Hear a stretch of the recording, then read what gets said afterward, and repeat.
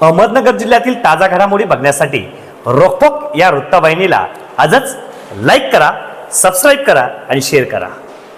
कोपरगाव शहरातील कोर्टाच्या पाठीमागे असलेल्या हरिजन कॉलनी येथे घरफोडी झाली असून येथील राहणाऱ्या सौ मालती रुपेश हाडा यांच्या घराची गुरुवारी 25 जुलै रोजी रात्रीच्या सुमारास अज्ञात चोरट्याने पाठीमागच्या साईडने असलेल्या दरवाजाची कडी तोडून चोरट्याने किचन खाली ठेवलेल्या पेटीतून सोन्या चांदीच्या दागिन्यांसह रोख रक्कम एकूण 9,70,000 लंपास केल्याने परिसरात मोठी खळबळ उडाली आहे। याबाबत मालती हाडा यांनी दिलेल्या फिर्यादीवरून शहर पोलीस ठाण्यात गुन्ह्याची नोंद करण्यात आली असून या घटनेचा अधिक तपास BS कोरेकर हे करत आहेत।